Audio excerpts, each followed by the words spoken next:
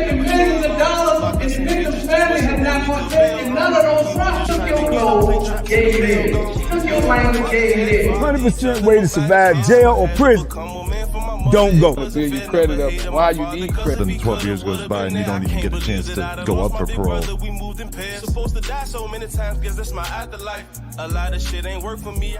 What up, what up, what up? What's happening, Welcome man? to Living Life After Life podcast with your man, Troy Catchmore, the one and only Banky Pound, TBP. TBP all day, salute. So salute. look, today we got a very serious segment, man. My man Shaun Stewart is in the building. Shout out Shaun How y'all Stewart. doing? Yes, sir. Brother reached out to me, man. His brother, man, is, having a unique situation, man, mental health situation, man, and with all that we just went through, man, with my brother Paul Taylor, man, and Lil Pre, man. Shout out to King Pre. We wanted to really bring brother on, man. Let him have a chance to tell his story, man. Anything we can do to try to help your brother, man. Tell us what's going on, Shaun. Peace. Back in February, my brother had a drug trial, a 2-day drug jury trial in Rockbridge County, which is in Lexington, Virginia. Yeah. So it's a little bit of history with it. So when you get the chance, go do the history on Rockbridge County. That's where Stonewall Jackson and Robert E. Lee is buried, Okay. So, that's a little bit of history just about the area and the town itself. But what happened is over a 21-year period, my brother has been dealing with mental issues, and a lot of this stuff predate, legal stuff as well, because, when he was younger, he had, he was in special ed classes and so on, you know what I'm saying? What's your brother's name? My brother's name is Anthony Stewart. Anthony Stewart, okay. So right now he's currently doing a 21-year sentence at Greenville Correctional Center in Jarrett, Virginia. Okay. So Anthony Stewart, that's my brother. That's the person that's dealing with these issues. So to get to the point, at the age of 14, my brother had a traumatic brain injury. So my father at the time had bought him a moped, and it had some issues with it. So he took him to this shop that was on the outskirts of Lexington in the county, and to get this moped fixed. So at that time period, the moped was fixed at a small engine shop, whatever. The person at the shop told my brother to go test drive it on this back road. At that time period, my brother had got hit by some people traveling in that area that was going to Lake Robinson, because Lake Robinson is like in the county of Rockbridge, or situated in that area. And my brother was hit. So, at that time period, my brother had to learn how to walk again, talk again. And all of this took place in Charlottesville, because when he was first hit, they sent him to Roanoke, and then he was sent to UVA hospital. And then the rehabilitative part of that was at the Kluge House in Charlottesville for kids at that time period. So this was in, the early 90s at the time period. Okay. So fast forward, past that time, at the time period, me and my older brother, all of us was in the streets doing what we do, hustling, whatever. It was just that, it was just that era of time, you know what I'm saying? The crack epidemic, they'll talk about the meth part, but they don't talk about what we went through as black people in that time period. So, my brother got caught up into that thing. And from his brain injuries, like when the rest of us evolved out of that lifestyle, he still was kind of stuck in, in that lifestyle. So I'm not here to promote that my brother's an angel. We're just saying that he has severe mental and, physical disabilities. Yes. So what had happened is my brother got caught with some, so over a 21-year period, my brother's been getting these evaluations, multiple doctors, the majority of these has been done at UVA, which is the ILPPP, which stands for the Institute of Law, Psychiatry, and Public Policy. Okay. This is the psychology department at UVA that conducts these evaluations for the state, or if a person, personally pays through the courts, if they need to get an evaluation, they go to this, to these group of people at UVA. Okay. So recently I reached out, right after my brother was, was found guilty and sentenced, about 2 months ago, I reached out to the director of that department. His name is Richard Bonney. Mm-hmm. Now the doctor that did these evaluations on my brother, his name is Dr. Scott Bender. Okay. I want you to remember that name, because if it wasn't for him, they could have never tried him, because my brother has been to courts multiple times for distribution charges, but 2 judges in that same courtroom, the first being Judge Anita Filson, and the second judge being Judge Muford Trumbo. These are highly respected, decorated judges in the area. Now, my brother had been in front of these two judges for distribution charges, or whatever. And both judges looked at the case, had him evaluated. He was sent to Western State for a period of time. And then they looked at the case and dismissed the case based off of, this man's incompetent to stand trial. So both of these judges, once in 2017 and again in 2020, Anita Filson found him incompetent, unrestorable, and for the foreseeable future. Okay. Then he came back 3 years later, went in front of Judge Muford Trombone, same outcome, incompetent, unrestorable, and for the foreseeable future. Now, mind you, this last case that he got involved with, when he beat these charges, the Commonwealth attorney, who basically is from this area, she was a prosecuting, she was a Commonwealth attorney in Portsmouth. Her name was Mary Lester. Mm-hmm. She was the Commonwealth residing over my brother's charges or whatever. She's the one that brought these charges against him with the drug task force of that area, which is the Rockbridge Drug Task Force.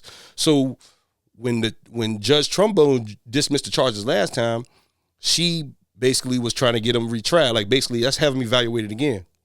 At that time period, Judge Trombone was like, nah, we're not doing no more evaluations. You know what I'm saying? I've come to my, conclusion of this case. This man is not right. And as I said, my brother has 5 things that's working against him. Let me get this paperwork. So he was evaluated by the court's physicians before. Right. Okay. Right. So this is the judge that actually did these, not the judge, but the psychiatrist that actually conducted these evaluations on my brother. That is the state's witness. Okay. Basically, they had him do these evaluations at UVA. Yeah. So the last time, mysteriously, my brother comes up, and I'm gonna get the paperwork out here for you. The last time my brother had this evaluation done, he went to UVA. This time he was in the custody of the sheriff's department. So now what he says at the court, what he says at the court proceeding during the sentencing phase, they asked my brother's attorney, his name Melvin Hill, Mr. Melvin Hill, out of Roanoke, Virginia. Is he a paid attorney? Paid attorney, yes, sir. So he asked my brother, when he crossed him at the sentencing phase of the trial, mm-hmm. he asked Dr. Scott Bender, when he was cross-examining him, what services was rendered to Mr. Stewart at the time that, you found him incompetent. He clearly states in the paperwork, and I have the transcripts to prove it, none as I know of. So they based his the last time that he evaluated him, they based his competency off of, as it says in the paperwork, due to our observation. No classes, no one-on-one with doctors, just through the cameras in the county jail. They're watching them in a cell block. Now you think you got a man in a cell block that's incompetent in a cell block full of competent people. Because when you go to the jail, they don't divide you by, your mental state. They just throw us all in the same, area. So they said because he was eating better, because he was, he was clean. Because my brother has, it's well documented he uses drugs as well. He has a coke problem. All of these things, he says that he observed him and he came to the conclusion that he was competent to stand trial. There's nothing scientifically to prove that. And this guy was, he worked for the state. He worked for the state. Dr. Scott Bender, as I said before. Isn't that the same guy before that said he was incompetent? Yeah, same guy. So he had 4 evaluations over a 2-year period. Yes. So he states in the evaluations, that the first 3 evaluations he did on my brother, I got the pick right here. So Dr. Bender's first evaluation on my brother was on January 24th of 2019. And I'm just using excerpts from, some of the words that he used. So it says, it is unlikely, in his first evaluation, Dr. Bender states, it is unlikely that Mr. Stewart can make rational decisions about his own case. Therefore, Mr. Stewart is incompetent to stand trial. Then he goes on to say, regarding restoration to competency, both the severity and the intraceable nature of Mr. Stewart's neurocognitive defects make it highly unlikely that his trial competency can be restored. So how can he later come through observation, right, and determine that his mental capacity has been restored or that he can make competent decisions at this point. Right. So that's inconsistent right there. So now my brother's dealing with these elements. So these got to factor into his mind state. The first element is my brother had, at the age of 14, a traumatic brain injury. Yes. You cannot restore damaged brain tissue. That's right. Second, my brother is end-stage renal disease, which further destroys cognitive brain level of the brain. He takes dialysis 3 times a week. Okay. Third, he has a very low IQ. 4, school records, he didn't even graduate. He went through a program which just basically graduated him because he attended school. Yeah. Because due to his mental state at that time, after the injury, he just attended school and they passed him through school through attendance. You know what I'm saying? Which Right. I think the program at that time was the IEP. I don't know what those words stand for.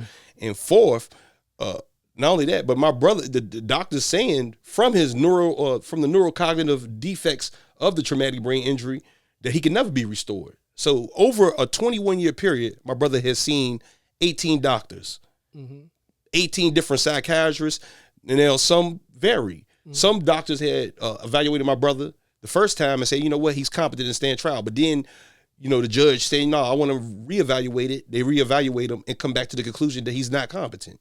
Okay. So then Dr. Scott Bender, as I said, he's evaluated him 4 times. I have 3 of the evaluations. Okay. And the last one is where he found him competent. So the first 3 he did, he found him incompetent. So then Dr. Bender, the second evaluation by Dr. Bender, because he says on December 5th of 2019, that was the second evaluation. Yes. He says, finally, I still believe Mr. Stewart's competency is very unlikely to be restored, given the nature and the severity of TBI, learning disability, chronic kidney disease, and severe neurocognitive defects. He is incompetent to stand trial. This is his words. This is Dr. Scott Bender's words. Then he goes on to say, patients with frontal lobe injuries often lack cognition, which has wide-ranging effects on the individual's ability to make decisions that are in their best interest because they do not assign a value to the decision. So these judges are only following what he's saying in these evaluations. Yes. They're backing him, saying, you know what, if he's saying this, then not only is he incompetent, unrestorable, but we saying for the foreseeable future, we have to protect him because he keeps coming back to our court with these same charges. Exactly. You know what I'm saying? So what's appalling to me is the last judge that sit on the bench. I'm gonna draw the picture. This guy has sentenced me and various other members of that community to prison for drug charges. As I said before, we're not here to say that he's a saint. Yeah. He's committed crimes. Yeah. I'm saying that you sent to prison a man that you know and it is well documented that has mental illness. Exactly. And never no services were rendered. Over 21 years, them being public servants, meaning the Commonwealth attorney, the judge, y'all never said after these first 2 judges, because even the first 2 judges, I have to hold them accountable. You release him, but every time it's basically catch and release. We catch him. If we can't restore him, we just cut him loose because you're looking for a conviction. You're not looking to help him. Yes. So in Rockbridge County, in that area that surrounds Rockbridge County, you have the Woodrow Wilson Rehabilitative Center, which works with people like my brother. So now, just throughout the whole state of Virginia, you got them in the Tidewater area, you have them in the Northern Virginia area, you have them outside of Richmond, you have them in the Southwestern Virginia part. So they never committed him there or never sent him there nowhere. for help? Never sent him to no place for help. Only place they ever sent him to was Western State, and that was just to be evaluated to see if he could stand competent, be competent enough to stand trial. And every time he went to Western State, it never panned out that way. When was his trial date? His trial date was February 24th or 25th of this past, of this year. And they sentenced him to? So he went in front of an all-white jury. Man, one black juror picked out of the whole town. So now Lexington, don't get me wrong, it's majority white people that live in that area, but there's a whole lot of black people that live in that area. So you telling me out of a pool of jurors, you only can find one black person. So then he goes in front of an all-white jury, 2-day trial. They found him guilty in February. They drop at that time, they take his bond, remand him back to the jail into sentencing. He goes for sentencing on August 9th.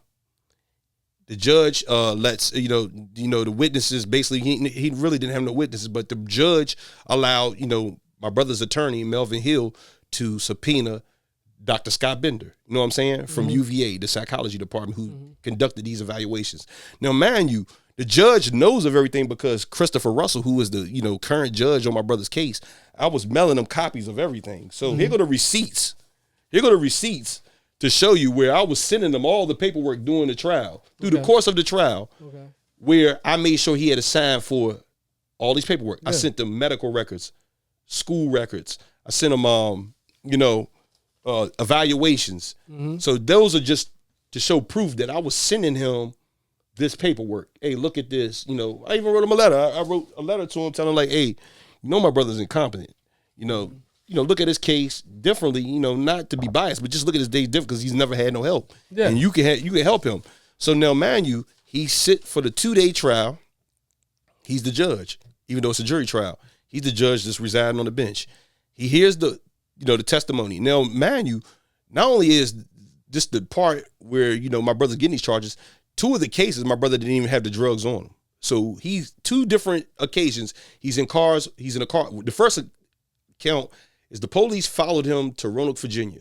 They're surveilling him. He goes to the Valley View Mall, which is one of the bigger malls in the city of Roanoke. They follow him from Roanoke. This female by the name of Sarah Ruley drops him off at the house. She leaves. They never go conduct a search warrant of my mother's house to find these drugs that they're surveilling, him and her for. They pull her over maybe about 5 miles outside of the city limits. You know what I'm saying? The task force pull her over. When they search her, she gives them a small amount of meth. I say about an 8-ball, small amount of weed. And they ask her at the time, who did you get the drugs from? She said, I got the drugs from Anthony Stewart. Just from word of mouth, they charge her with an indictment. He gets indicted for that. Now, this woman gets on the stand in the courtroom, and one of my brother's attorney, Mr. Hill, was asking her, what were you offered to talk about, to speak on him? She said, the Commonwealth attorney, Mary Lester, said, if you speak on him, she'll dismiss her charges. So she's invested. Why would you not save yourself? She has kids. You know what I'm saying? Yeah. That's the first case. As I said, they caught no drugs on him. Word of mouth, charge him, convict him. And that's one of his convictions. How much time did he get? On that first one, they gave him 20, suspended all of it. They gave him 20, suspended it all but 10. He goes again. Second case, they have a girl by the name of Tabitha Wilder, which is a family member through my brother. That's my brother's wife's niece. She takes him to get drugs, she says. Out of the blue, he just calls her, and she says she just gets out of her bed to take him to Roanoke. She don't know what he's going to Roanoke for. They go to Roanoke, come back down the highway. When they search the car, they found an ounce of coke on her. They get the coke off of her. Nothing on my brother's person, nothing on him at all. Search his side of the car, nothing on him. Word of mouth, they charge both of them from the incident. Convict them of that. The third one is one of the most interesting ones. So the third one is my brother, a childhood friend of ours, we grew up with. His name is Chris Hobson. He takes my brother around. So now he knows in his mind that he's going to sit my brother up. He's trying to get, so what they're trying to do is get my brother to go get a substantial amount of drugs. As you think, Lexington is the smaller town, but Roanoke is like the closest city to Lexington. Right. So Lexington is the big, Lexington is the smaller city, but Roanoke is the place where you could go, cop whatever you want to get or whatever, and, people go disperse or whatever they do. He goes to Roanoke with Chris. Now, mind you, he said, Chris, now the cops are using Chris Hobson to sit my brother up. Chris don't even have a license. So they allowed Chris to drive from Lexington to Roanoke on 81 with no license, to take my brother to get drugs. They follow him all around Roanoke, let them drive back from Roanoke without a license, pull him over, and they found on my brother at that time maybe about an 8-ball. So out of all of the cases, the only case where they found drugs on my brother was that one 8-ball. And what's so bad about the story is my brother, as I said, he has a very bad drug problem as well. Now you think about it, you put all of this together, the mental capacity, the kidney disease, all of these things and on him. And the drug problem. And the drug problem, his mindset. He goes, Chris Hobson comes to court, testifies, asks him the same question on the stand. Melvin Hill asks him, what did Commonwealth Attorney Mary Lester offer you for testifying against Mr. Stewart? That she would dismiss my charges. So now my brother's telling me out of all the years that he's practiced law, he's been a Commonwealth attorney and, now he's a regular, lawyer. Yeah. Never has he heard 3 people go up there and say the same exact thing. And then also when he asked him on the stand, Stan, have any of the individuals involved that, set my brother up, has my brother got high with you? All three of them. Two of them say, yeah. The two girls, Tabitha Willis, Tabitha Willis and Sarah Ruley. The last guy, Chris Hobson, said no, but he gets high as well. All of them hung with my brother because he gets high. So they had the trial, and they how much time did he ended up getting? So he ended up getting altogether 44 years. They suspended all of it, but 21 years, 6 months. So one more question. The specialist. So the specialist, Dr. Scott Bender. In trial, he said he was competent. Competent. And then after the fact, did he come back and change up again? He came back at the sentencing phase. At the sentencing phase, yeah. Tell us about that. So at the sentencing phase, my brother's case,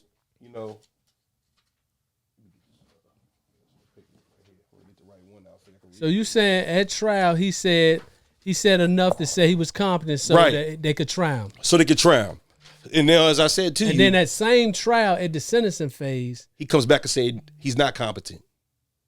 And you have that in the transcript. I have this in transcript. So in the transcript right here. But even more important than that, what I'm listening, that's why I was listening to you, right? I'm taking it all in. Even more important than that, he had several evaluations prior to that. He had evaluations by, I say 18, I say it's over time, I say, right here, I got it right here, exactly. It says, so my brother, 18 evaluations over a 21-year period, incompetent 12 times, competent 6 times.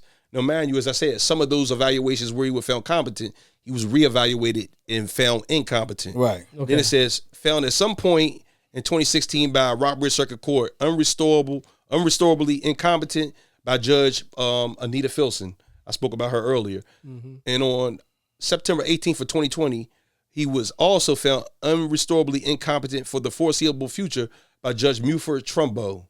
He was evaluated 3 times by Dr. Showalter. Both times his findings were incompetent, 2015 and 2016. Then, mysteriously, Dr. Showalter came back in, he was evaluated 3 times by Dr. Showalter, and never did Dr. Showalter deviate from his evaluations. All 3 evaluations by Dr. Showalter at Western State, he came back incompetent. But this dude Bender evaluated him more than once too. He evaluated him 4 times. 4 times and only 3 times. You say 4. 4 originally. 4. And only on the last one. On the last one. When he got convicted, did he change his position? Did he change his position? See, that right there, to me, Yeah. you know what I'm saying, just from the outside looking in, to me, that right there should just disqualify him. Because if you go in the court of law any other time and like a dude going there to testify, to be a witness. Right. They bring up one time that you said anything opposed to what you saying now, then you discredit it. You discredit it. You know what I'm saying? But so Right. you tell me that this man can say the same thing 3 times, but now he say, okay, no, he right now. But you clearly have stated that, recovery of his brain, capacity is unlikely. Unlikely. Okay, so now it's likely. Right. You see what I'm saying? So right. I feel like the lawyer should have attacked his credibility Right. on the situation, period, because if you have already been documented and it's already on paper that you said one thing and then you saying the exact opposite where someone's life lays in the balance. That's right. For this decision, Yeah. man, that's to me, nah. And not to mention, he said they got him. He said he was competent to stand trial. Now in that same trial, the sentencing phase, He what comes did back. he say? He's not competent. And then when Mary Lester, did your lawyer didn't attack? His lawyer didn't attack that, right? Like, so this is what the how- lawyer said. I got some of it. I highlighted some of the things in the transcript. You know what I'm saying? So, Cause I'm trying to understand, which I know the criminal justice system is just crazy. Like, what we doing here? so he says right here at the sentencing phase, this is when he's being questioned. I want to make sure who he's being questioned by. I want to make sure if it's Mr. Hill. Because So that's he's being questioned by Mr. Hill, which was Okay. my brother's attorney. okay. He states, he asked him a question. No, it was an objection. So something had happened. He said, okay, sorry about that. This is what the doctor's saying. Yeah. This is his words. He says, thank you. This is Dr. Scott Bennett's word. He says, oh, thank you. So the evaluations that we did, and we did more than just 2, but the 2 most recent revealed that he did have significant neurocognitive dysfunction. He goes on to say, in several areas, the cause of that dysfunction is debatable. I think, because there's several possibilities. But the record was pretty clear that he had learning disabilities from an early age. He had learning disabilities. He had a severe traumatic brain injury, at least one that was quite severe. And he had medical conditions like end-stage renal disease, which caused cognitive problems. This is the doctor. Yeah. This is the doctor. This is a person that you used as a state witness to come testify. Now, this man gave you the power to try, my brother. He gave you the power to try Anthony Stewart. Now, once he tries him, he does these evaluations. As we said, he had 4. Your first 3, you're saying that, and then he also states, also in the paperwork, he states that my brother's not clever enough due to his traumatic brain injury to fake these evaluations. But he also comes behind himself and says that he's done so many over such a small period of time that he's begun to memorize things. You know what I'm saying? Because my brother, from his brain injury, he's good with numbers. You can give him a number, you give him a phone number, and you can leave him for a month, come back and ask him the phone number. That's the way his brain works. But if he can't read or write though. See, that's the difference with my brother. He can't read or write. He's definitely he's illiterate when it comes to reading and writing. So he's telling the courts, the judge, at the sentencing phase, that he can't fake these evaluations. Now the judge heard all of this. He heard the whole jury trial. He had all the paperwork because I sent it to him. This is Christopher Russell. And he still allowed him to stand trial. And he did not, at the end, when he came to the sentencing phase, he did not call a mistrial because I said he was invested. Now, he's a former Commonwealth. Now, you got to think, Christopher Russell is a former Commonwealth attorney. Mary Lester is a Commonwealth attorney. That was his colleague at one time. So he don't want to go against his colleague.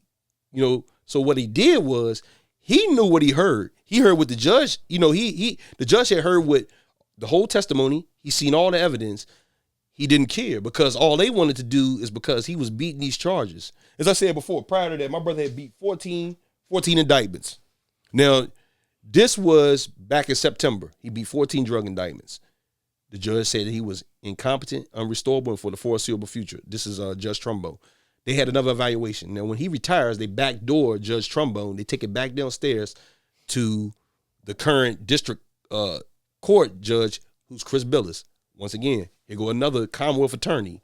These are people who once either convicted, my brother, or just have knowledge of the case because they was either in positions of power because they were Commonwealth attorneys, but they had people under them. So they was like the bigger, Commonwealth attorney.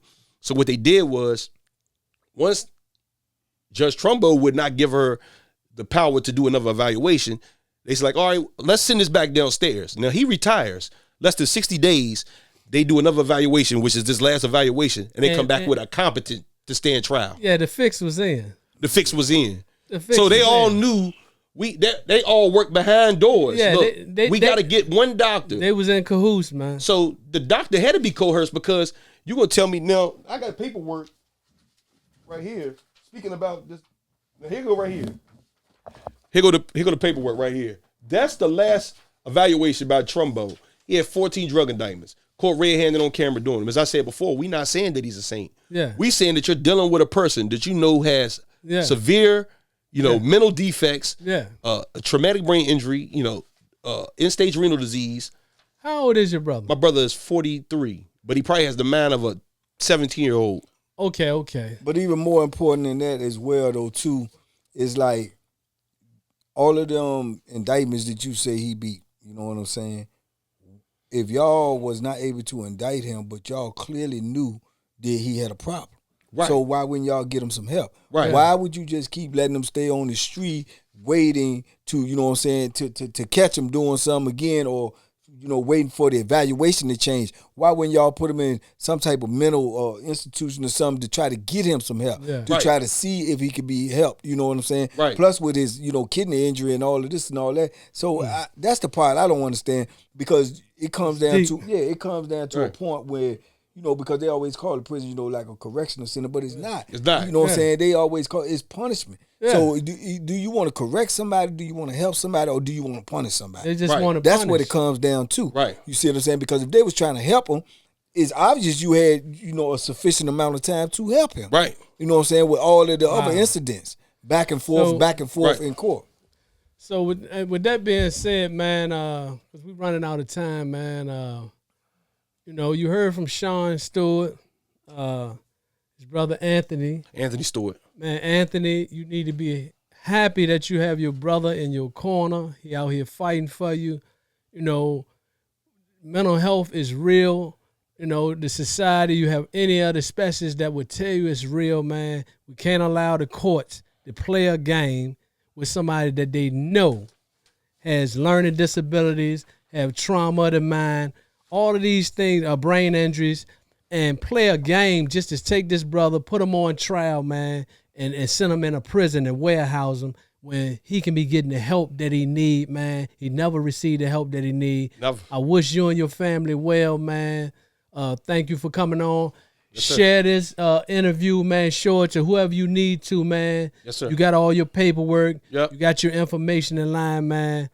Look, the brother needs some help, man. Yeah, I would tell you to continue to do what you're doing. Put it out there everywhere you could put it out there, because like I said, after doing 33 years in prison myself, I know that the bigger the voice, man, the bigger it is. Right. They listen when they know other people is paying attention. Right. And when you bring light upon stuff like this, where you got stacks upon stacks of papers, which can prove, back up what you saying, then that raises, eyebrows right there, like what was going on with all of this situation. Right. Because, if you give somebody that's 43 years old, that's in fading health, with a kidney condition, because we both know you ain't gonna get no transplant. you ain't gonna get no transplant. You can't get one in prison. That's right. You know what I'm saying? I learned that when I was in there. Plus, you're not gonna get no real. I was in dialysis pod one time. Right. You know what I'm saying? I was in there one time. I came out of jail. It was the only place they could put me. So I seen what it do to them dudes in there. I seen it drain on them, on their body. I seen it, man. Right. You know what I'm saying? So they not gonna get the greatest of help in there and all of that. So you give them a 20-something year sentence. That's you know what I'm saying? It's a death sentence.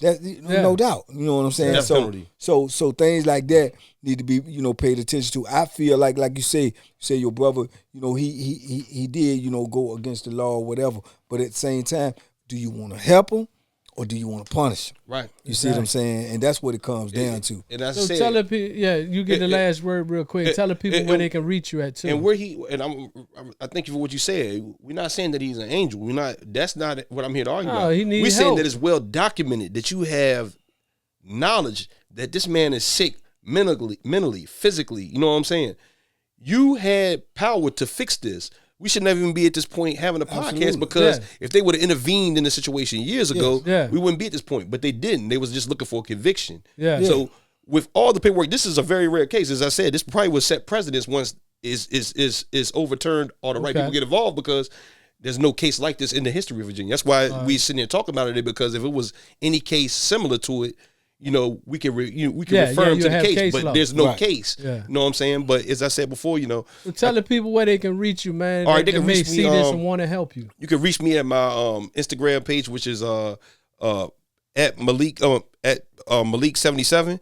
You can also, you can contact me on my number. I'll say it clear for you a couple times. 757-667-0742. My name's Shaun Stewart. You can send me a text message. You can hit me by my email, Shaun Stewart, ShaunStewart at Shaun Stewart at 1939 at gmail.com. You can also hit me on my business account on Instagram, which is Easy Will 420 Apparel. You know what I'm saying? So I got many avenues, as I said before. And you can also reach me at Facebook, which is my name, Shaun Stewart, ShaunStewart. So y'all have that, man. You see this, reach out, man. Contact brother, man, if you're in a position to help, man. Thank you for coming on, thank y'all brothers for letting me. And thank you for letting me. anything we can do, my brother, you already know. Yeah. Thank you. If everybody had somebody, man, in their family fighting like you fighting, bro, penitentiaries be a little bit more empty, man. Yes, sir. You know what I'm saying? That's honorable what you're doing, man. Very I know it's your honorable. brother, but it's still honorable what you're doing, man, because a lot of people, don't do what you're doing. Yes, sir. You know what I'm saying? And that be a mistake, man. Yeah, I know that feeling. I did 16 years myself, so I know the feeling of doing time. The count, man. The count. And like I say, man, many times, man, they if nothing else, man, they could have put them in a rehab. Yeah. You know what I'm saying? Yes, sir. Once again, man, Yes, sir. Shaun Stewart, man.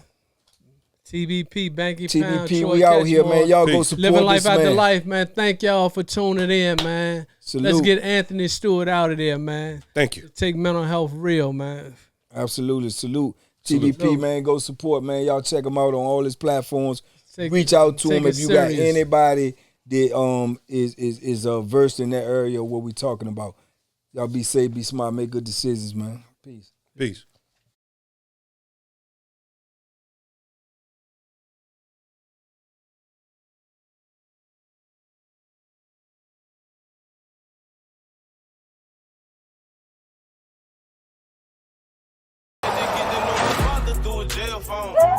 Making millions of dollars, and the victim's family have not partaken. None of those trusts took your gold, gave you this. Took your language, gave you this. 100% way to survive jail or prison.